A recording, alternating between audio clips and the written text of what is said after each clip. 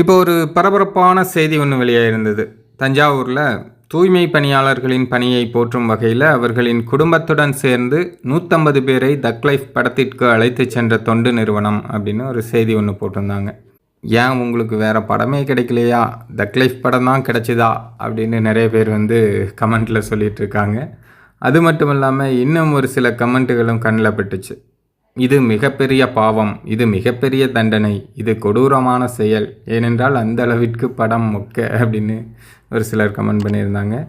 இன்னும் ஒரு சிலர் என்ன சொல்கிறாங்க அப்படின்னா, இது தூய்மை பணியாளர்களுக்கு செய்கின்ற தொண்டா அல்லது தக் லைஃப் தயாரிப்பாளர்களுக்கு செய்கின்ற தொண்டா, யாருக்கு செய்கின்ற தொண்டு என்பதை தொண்டு நிறுவனம் விளக்க வேண்டும் அப்படின்னு அவங்க சொல்கிறாங்க.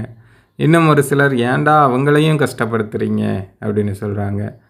இன்னும் ஒரு சிலர் படம் ஓடலை, அதனால தான் அவங்களெலாம் கூப்பிட்டு போகிறாங்க அப்படிங்கிறாங்க. இன்னும் நிறைய பேர் அவங்கள ஏன் கொடுமைப்படுத்துகிறீங்க அப்படின்லாம் போட்டிருக்காங்க. மொத்தத்தில் தக் லைஃப் திரைப்படத்தை எல்லாருமே கலாய்த்து தள்ளிகிட்ருக்காங்க. சவுக்கு சங்கர் கூட இது பற்றிய ஒரு ட்வீட் ஒன்று போட்டிருந்தார். அதாவது அந்த தொண்டு நிறுவனத்துக்கு ஈவு இரக்கமே இல்லையா அப்படின்னு சொல்லி. இந்த அளவுக்கு கமலையாவோட தக் லைஃப் திரைப்படம் கலாய்க்கப்படுது, அதுவும் ஒட்டுமொத்த சினிமா ரசிகர்களாலும் கலாய்க்கப்படுது அப்படிங்கிறது தான் வேதனையான விஷயம்.